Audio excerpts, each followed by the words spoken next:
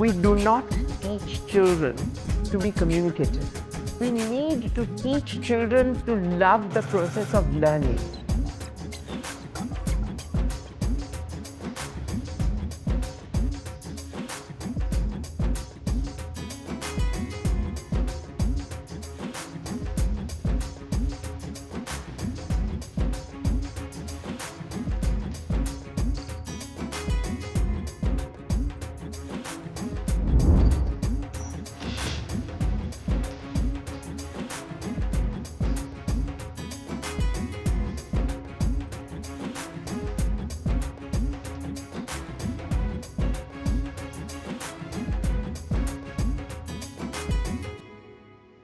So, see, your parents were distinguished in their own ways.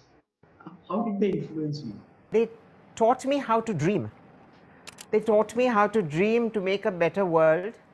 They also told me, not told me, they taught me by showing me that prejudice is wrong. Prejudice is by definition unscientific, because generalizations are always wrong. And that meant prejudice against communities, countries, people, difference. And it was with a great shock that when I was 14 and got into college, I suddenly realized that people actually made a difference between girls and boys, for instance. Because I also went to a school like that. I went to a Montessori school started by Madame Montessori. It was the first time Montessori education was coming into India. And in that school also, we were taught the same values as my family had. So for instance, I often tell this story that it was a very small school. We were about 6 or 8 in each class. And there were no gender differences. So I learned carpentry and played football, and the boys learned how to sing and sew. So it didn't occur to me that things were different in the world outside. We had absolutely no concept of religious differences or caste differences. I still cannot say from a name what somebody's caste is. I have no clue. I'm completely clueless about this. And we used to have rotating duties in the kitchen, in the washing up, in the toilet cleaning. And my greatest joy used to be when I used to get a triple plus in having kept the community toilet clean, because that was about the most difficult thing you could do. But as a result of which, when people make such a big fuss and say that such and such a community has to clean toilets, I still find it very difficult to understand. Because if we can eat with our hands, then we can clean as well. And so, you know, these are the kind of values that I was given. The value of loving the process of work, not necessarily the result. So enjoying each moment of what you are doing, however tedious. Living in the today. And it was much later that I found out that it was Vedantic and in the Gita and so on and so forth. But to me, the process has to be very interesting, and which is why as a youngster I never thought I'd be a dancer, because while I loved being on stage, I disliked rehearsing, and rehearsing is 99.9% of a performer's life. And unless you love every minute of the rehearsal, you're going to take shortcuts. So these are the kind of values. Does that mean, you know, rehearsal was not, or practice was not part of your dance or growing up in school days? You know, I used to just go to the regular Darpana classes. I was not specially treated. I came 3 times a week just like everybody else. But I didn't enjoy the repetition of a rehearsal. Today, I love rehearsing. It's only when I started loving that the repetitive, trying to get it slightly better every day aspect of it, that I decided to become a professional dancer. Otherwise, I was going to be all sorts of other things. Right. And what shifted this, you know, let's say not enjoying to enjoying practice? Was there any particular trigger for such a shift? You know, I was always told as a child, and when I was growing up, and when I represented my college in acting and singing and dance competitions, that, oh, you have it in you to be a performer.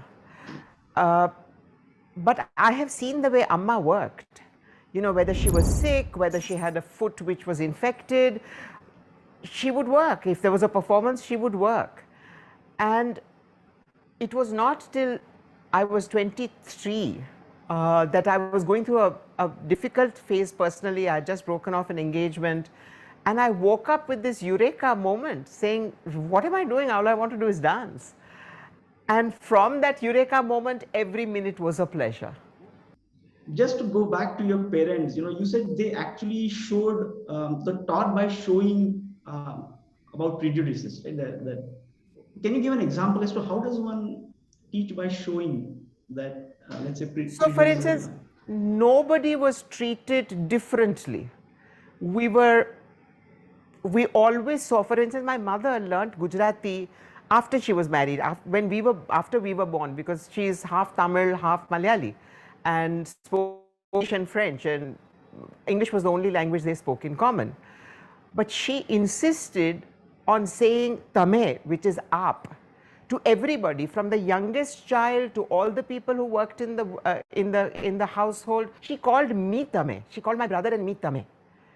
And the way our help was treated, or the way, I mean, there was never a difference. The tone didn't change, the way of speaking didn't change, what we used and they used was the same. And these were all imbibed, it was seen. The simplicity. For instance, I have never seen my mother go into a jewelry shop. It was just not part of her thing. I have seen her going into the villages in Kutch, sitting on the floor with bandhani makers and with the weavers, trying to understand what they were doing, telling them to make it slightly better, trying to push them into more quality control. That I have seen, but never buying jewelry. I have seen her look at the most beautiful Lucknowi embroidery, chicken work embroidery. I have never seen her wear georgette or chiffon. Papa always wore khadi or khadi silk if he was dressed up. Papa always wore Kolhapuri chappals. Whether he was dressed in a suit or not, Papa wore Kolhapuri chappals. And he looked at those chappals and he used to take me to this one particular shop and he would examine each chappal and then he would buy it. And he would explain the intricacies of it to me.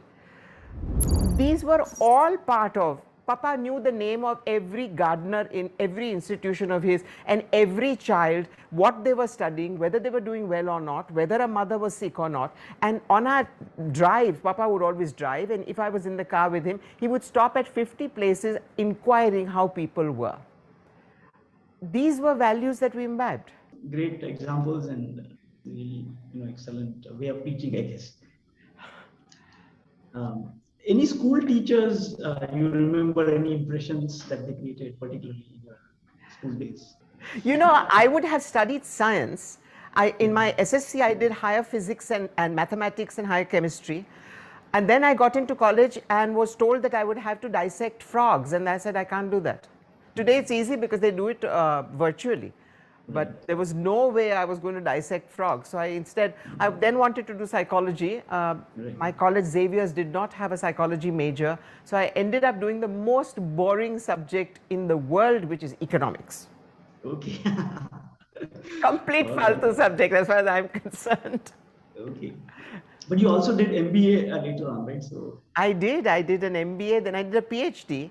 My Ph.D. was in organisational behaviour. I was trying to understand why Indians get corrupt so easily. Okay. And what's the secret that you discovered?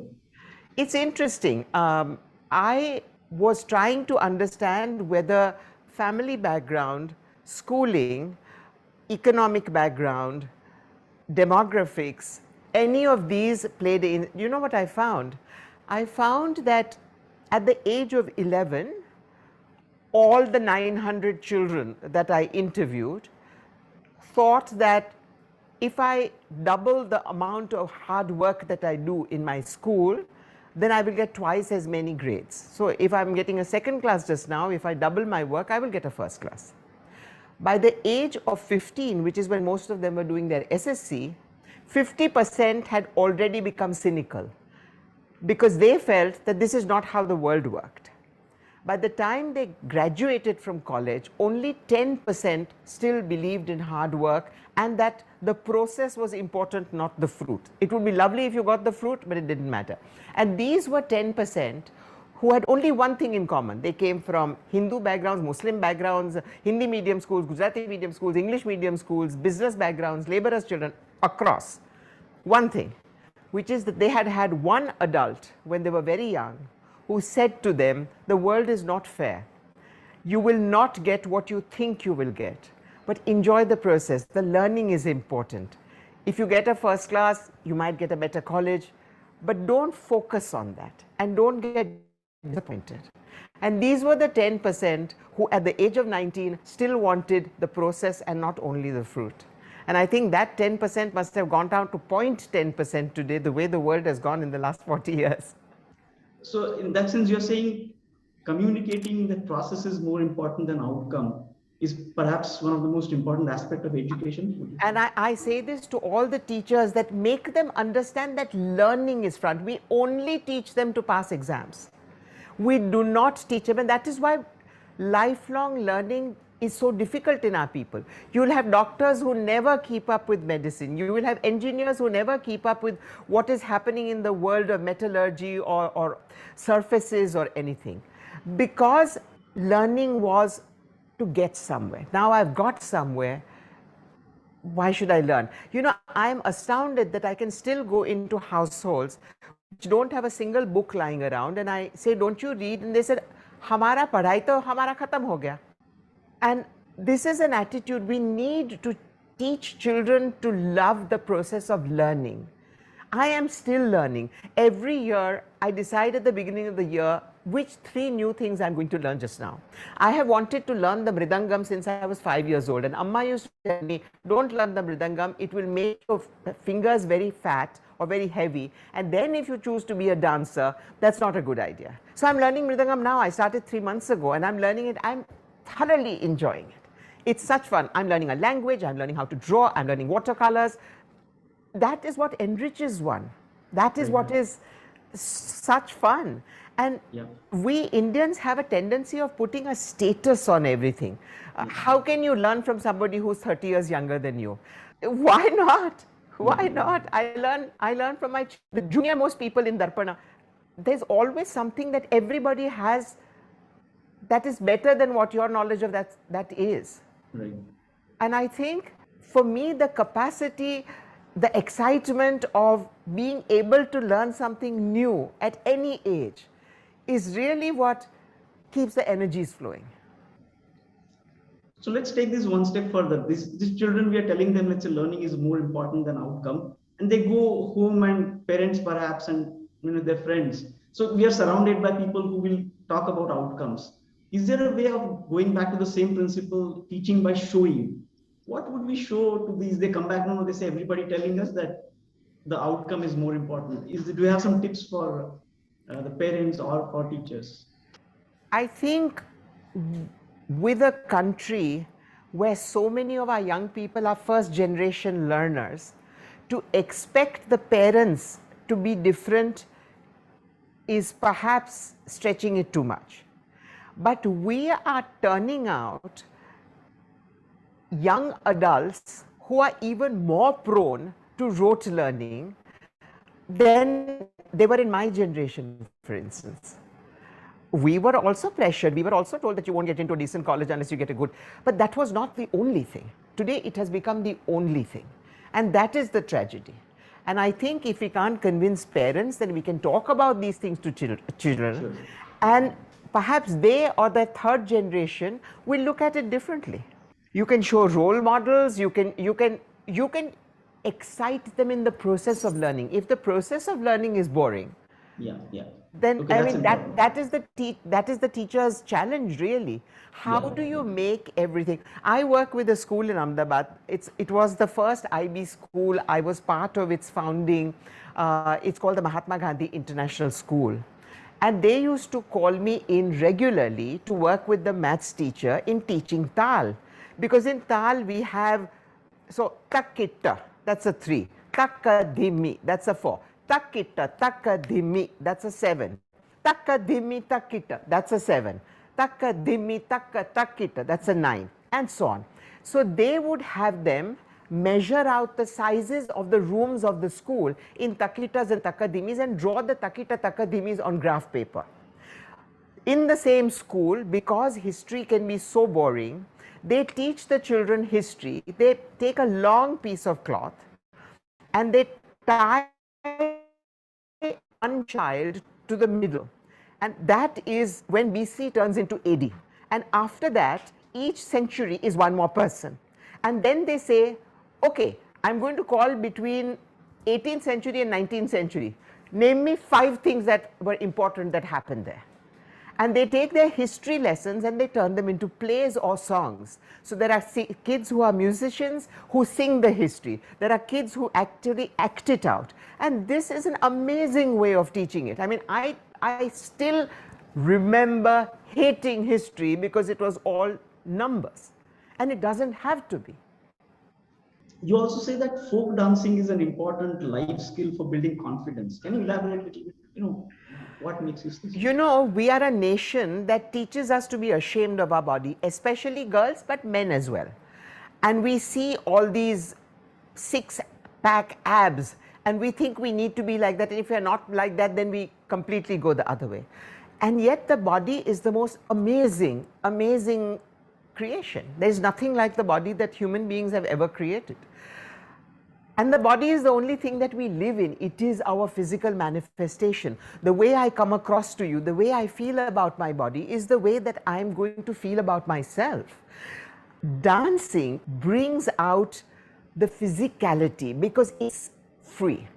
Classical dancing is very measured, but folk dancing has come from the people as a manifestation of joy and celebration. When you are thrown into folk dancing, the first thing that happens is your body awareness changes. You suddenly find this opening up. And scientifically also we know that the process of that physical activity and physical activity combined with loud drumming and the kind that is in most folk dancing releases oxytocin, serotonin, melatonin into the body and these are the feel good chemicals in the body. So you suddenly start feeling good, you start feeling better. And so it's not only the physical, but it's what the physical does to the chemical body. You suddenly start saying, hey, I don't have to look down because the teacher is telling you, look into my eyes and dance. There's nothing to be ashamed of. We found that their attendance in the regular school increased. We found that their concentration increased because it's all about hand-body-eye coordination. It's all about cooperation. In folk dancing, you're not alone. You are as good or as rhythmic as the rest of you. So if there's one person who's not good enough, I have to take that person along with me. It's a team exercise. All of these things are very important in building life skills, in giving us confidence, in giving us self-confidence. And I think one of the things that our children who are not privileged do not get is this kind of privilege that I can stand in front of anybody and speak, I can speak my mind, I am okay. I think this is what it does. It says, I am okay with whatever I have, I am fine. That is the one important life skill that separates the privileged from the underprivileged, the confidence in yourself. And I think if we can give this to children, it's an amazing thing. Yeah, no, wonderful actually.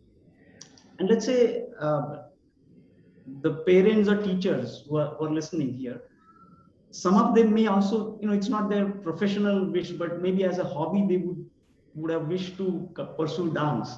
Do you have any tips for them? Oh, absolutely. As I said, learning, many years ago, about 10 years ago, whenever I would come back into Darpana from wherever I was, between 4:30 and 7:30, there would be mothers sitting outside gossiping or knitting. And one day I stopped and I said, would you like to learn?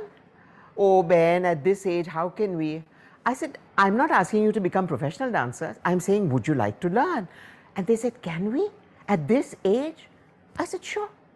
So we started encouraging older women and some fathers to come in and join the class. And I said, don't be shy if the others are 7 years old or 8 years old, because you will be giving them a maturity of the process of learning. They will be giving you memory. And we have found this so satisfying. This year, there are going to be 8 graduations in Bharatanatyam. The youngest is 50 years old. Wow. And it is such a joy. And now we are online. So all your parents and teachers and you, if you want to learn folk dancing, if you want to learn Bharatanatyam, or if you want to learn any percussion from Chenda to Madalam to Mridangam, anything, get in touch with us. We are now online. We can reach you anywhere in the world and we can teach you. Great. And it is such a pleasure. You know, a lot of the online teaching of folk dancing we are doing under this Nritya Parichay project that I was talking about. Immediately we start after the first session, either the teachers say, can we join? Or the parents and family say, can we join? So we have lots of them where we might have approached the adolescent, but there's a whole family learning. That's great. That's really good. So this is some of the maybe merits of this pandemic. Absolutely, absolutely, absolutely. For years I have been asked, why don't you start a Darpana here? Why don't you start a Darpana there? And I've always said that, you know, Darpana is about the quality of teachers. It's the quality of what we teach. We don't only teach dance, we teach a style of life. We teach an understanding of Indian culture. So I can't teach outside. Now we can. We have students from all places. We have students even from Chennai, the heartland of Bharatanatyam. We have students. And we take great joy in them, and we have all ages and all levels of fitness. We have people with arthritis. That's fine. It's for them. It's for. And you know, after this experiment, when the first annual function that we did had all these older women in it, I had calls from America where their children have settled saying, you know, we have never seen our mother so happy and so excited every morning to start the day. She's in front of the mirror while she's cooking. She's cooking on the one hand and she's practicing her mudras. We have husbands coming and saying, you know, this is a different wife I'm seeing. I've never seen her so excited. And that means that these women have been so pressed into societal roles all their lives from when they were little girls. And suddenly they have found something for them. Yeah, yeah. You say that you're primarily a communicator. Yes. Why is communication so important? Can you tell us a little bit about that? And perhaps then, you know, why is it important that in schools we should, you know, give emphasis to that? We live in a time where there are more people suffering under civil war or war with other countries than ever before in history. And most of those would cease if people could sit across the table in a spirit of finding a solution and be able to communicate with each other. Today, the huge issues we have between states, between communities, is because we are not communicating, we are not willing to listen, we are not willing to talk from our hearts. And therefore, we are filled with the same prejudices that I was talking to you earlier about. Oh, all women are like this, all men are like this, all community X is like that, all country Y is like this. And yet, if we come to think of it, that cannot be true. If no two leaves from a single tree are identical, if no two fruits from a single tree are identical, how can 7.5 billion people have anything that's the same? You may have a palate, but we have become used to going into binaries. You are either good or you are bad. But if we were to communicate properly, if we were to communicate from the heart rather than only from the right brain or left brain, we would see so many similarities to celebrate, and we would understand differences as not better or worse, but just as difference. And I think I am a communicator because I try and communicate this. I try and communicate through my performance, through my talking to you, that life is not about a race with the other person. Life is about my blooming to my most fragrant self, and then to be able to share that fragrance for whatever you can use from that fragrance for you. So I decided very early that coming from the incredibly privileged family I come from, and I'm not talking of privilege of wealth because that's just one of those things. I'm talking of the privilege of the kind of people that brought me up, the larger families, what they did to build this nation. I decided that if I had all this privilege, then it was up to me to make my life transparent so that people could perhaps get courage, perhaps get motivated to be able to break the life scripts that are given to each one of us by societal, community, family expectations, and have the courage to write our own scripts. Because if you say this life is mine, then have the courage to write your script. Don't write somebody else's script, because one day you will regret that. And one day you will say, I have lived my life and I have not done any of the things I really wanted to. Who am I? I am not this creature that everybody else sees. I am more or different or better. And yet, how many of us, even the richest, how many of us has had the privilege of actually doing the Atma Manthan to find the true self, and then having the people around you or having the courage to water that plant, to let it blossom? And that is the life. That is, I mean, I have lived my life that way. And of course there are regrets, but the regrets are self-regrets. They are not regrets that I didn't take that decision. So I might regret being rude to somebody, or being uncivil or ungenerous to somebody. But if I understand that regret, I also have the power to go and say, I did wrong. In the script that other people write for you, that is never the possibility. Because you will never own that act. I did it because my parents brought me. My parents said, we have toiled all our life and made you into an engineer, so now you look after us. That's not what life needs to be about. The parents didn't bring you up. The parents had you because they wanted a child. They didn't make you. Or, I mean, just think of it. Think of the kind of adults we are turning out. Every single decision, from what your name is, to which school you go to, what you wear, who you meet, later which college you go to, which career you choose, who your life partner is taken by others. For a very, very tiny percentage, this is different, but I can generalize safely in this to say that for a good 99, 98%, at least in India, these are decisions taken for you. And suddenly, you become a parent. You have never taken an adult decision. You have never actually considered 5 options and then decided. And suddenly you are deciding for another life. And that cycle goes on. You can do this and finish off all your so-called duties to your family by the time you are 30.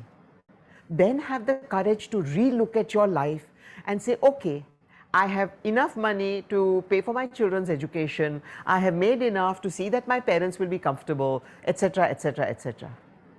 You still have another 50 or 60 years to write your own script. So, let's just look at the school environment where I'm encouraged to be problem solver. I'm encouraged to be memorizing history. Do you have any tips as to how do we bring importance of communication in that environment? Most issues in the family happen because of a lack of communication. We do not teach children to be communicative. In most Indian traditional families, the wife will not speak to the husband openly, the wife will not speak to the father-in-law. There is this hierarchy. You know, I have to say something. Today is Papa's 102nd birthday. And there was an article written by somebody who is now a Supreme Court lawyer. I don't know her, I've never known her. But she writes of a period when her father was either the collector or the commissioner in Ahmedabad, and she was growing up, and she talks of coming to my parents' house with her parents for many meals, and she says that Vikram Sarabhai's children must have been 7 and 5. Actually, my brother and I are 5.5 years apart, so we must have been 10 and 5. And she said that what struck her as a child was that we were encouraged to take part in the conversations even at that age. And she said, coming from a solid middle class background, her parents never encouraged the children to interfere or intrude into conversations. And you know, a teacher telling a child, don't ask that question, it's not part of your curriculum, has to change. But then the teacher has to be confident enough to say, I don't know the answer to that, let's look it up together. There again that hierarchy comes. Can I tell my student that I don't know that? Of course you can. The world is changing so fast, nobody knows everything. Let us discover that knowledge together. You have a question, I don't have the answer, let's sit together and look for it. But that's a question of confidence. If I am not confident, then my ego comes in the way. Yeah. And the minute the ego comes in the way, the hierarchy comes. Right. The people who boss you around the boss, the people who say, do you know who I am, are the least confident people. They are the most empty people inside. People with confidence are not afraid to say sorry. They are not afraid to say I don't know. They are not afraid to say, okay, please teach me if I'm wrong. This is what teachers have to be. Sure. And do you see that now that you're saying we have this online teaching, do you think it creates opportunities for professional artists to at least huge ones, huge ones. There is obviously I hate the fact that since March last year, I have performed live only once. But then I turned that into an opportunity. In Darpana, we have amazing video people and amazing video units. My artistic director is an amazingly imaginative person. And we have been working on how do you create for video? How do you create a virtual performance which gives you something that a real performance would not give you? So for instance, in a real performance, an audience member may not know that in an Abhinaya section, the feet are not particularly important. You should concentrate on the face because that is what is telling the story or whatever. Or that in a Nritta section, you should be looking at the whole body and not the face. The camera can give you a vertical view. The camera can go behind you where an audience would not normally go. So, you know, you have to figure out, and you have to take technology, online courses. We have a library and a reference library where a child learning in the second year, for instance, of Bharatanatyam or folk dancing can access that year's work or that week's work and get a video, a reference video, which shows the step from 3 different angles, something that she or he would never do in a classroom, because a teacher would usually be facing you and you would not see the exact angle between the right and left foot. Okay? But here you can go back to that reference material and you can do it, you can send it to your teacher and the teacher can tell you, change the angle or sit slightly more. Also, our teachers teach with the students projected on a huge screen.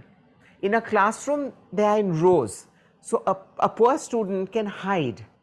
In an online class, they cannot hide because each one is seen clearly larger than life.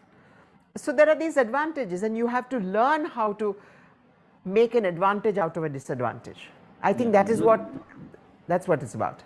Let me go to a subject which, you know, I and my wife, we keep going back to Peter Brook's Mahabharata. It's one of our favorites.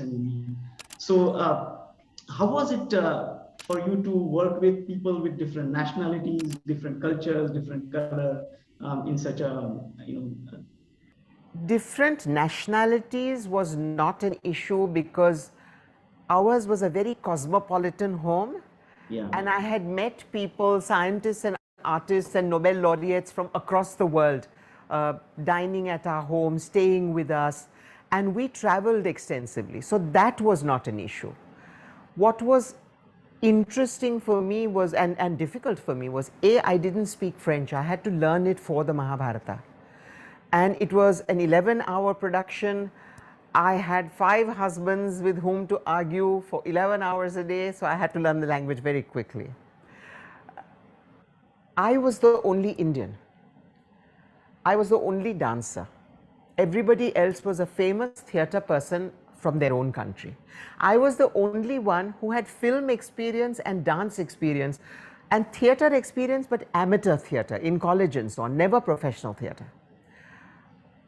I was one of those relatively rare Indians who had already been reading the Mahabharata since a very young age, because Draupadi was a favorite character of mine. She defied all patriarchy, and she defied it while being as womanly as she was. She didn't have to become like Amba, she didn't have to become manly to be able to achieve what she wanted to achieve.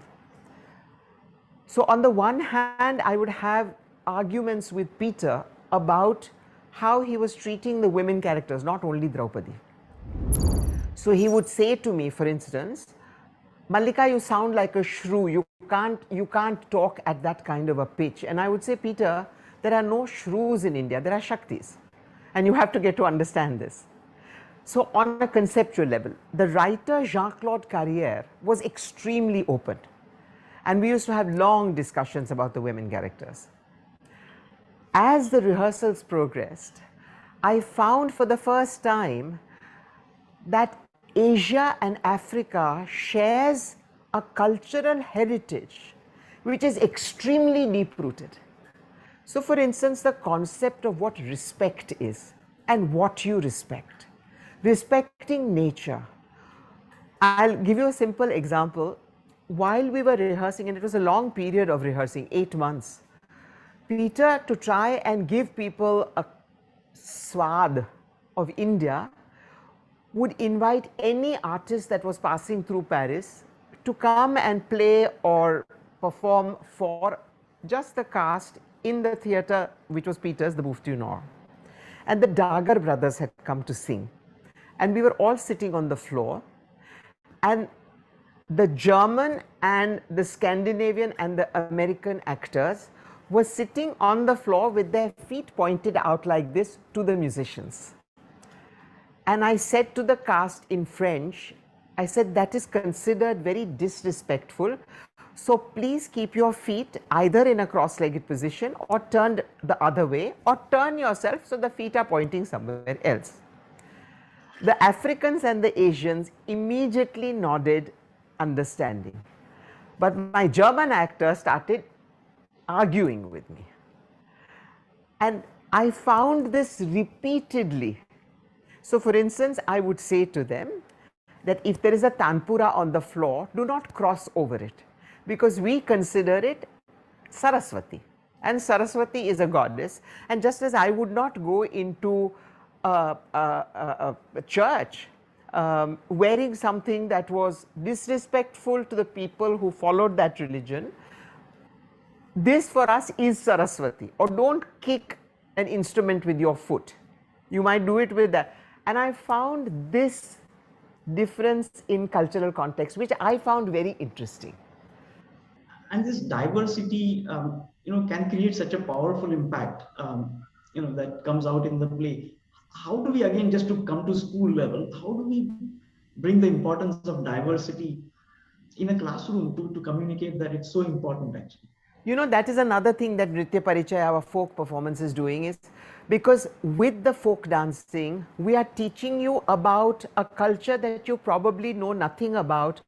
And for instance, if I'm teaching you a dance from the Mizos, I am going to be introducing Mizo culture to you. I am going to be telling you what they eat, what kind of surroundings they live in, and make you own them, because you are taking on their movements into your body. You are now the embodiment of that Mizo tribe.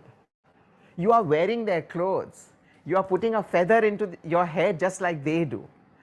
This is one way that we find we break down prejudice, and it's a serious question in India just now. over the last 10 years, it has become a crucial question where our definition of what is us and them has shrunk to frightening levels. And that is why, as educators, we have to introduce more and more people. I don't know how much time you have, but I can send you this material. We have just done a project called Gender Bender, which is a 6 or 7 minute project to break down gender differences. But in the process, without your realizing it, we are bringing in people from across the country, people of many different colors, people with many different shaped eyes, people with flat noses and sharp noses and broad noses.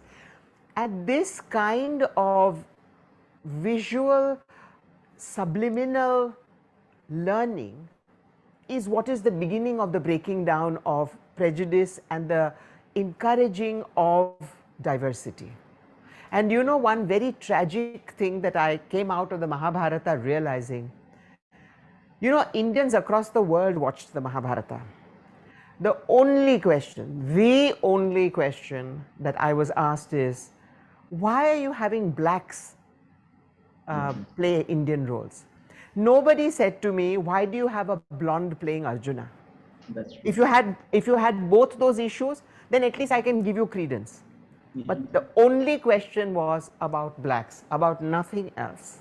And I find this symptomatic of the bigotry that we all embody and that society today is encouraging to the fore. Okay, so last couple of things. Do you have any, so for the young listeners, do you have any message for them? You talk so much. Anything that you want to tell them? You know, I have taken hundreds of decisions in my life which were considered not right by society. I have fallen flat on my face many, many, many times. I have taken on powerful forces that have slapped me hard. But I look back at my childhood and my adult life,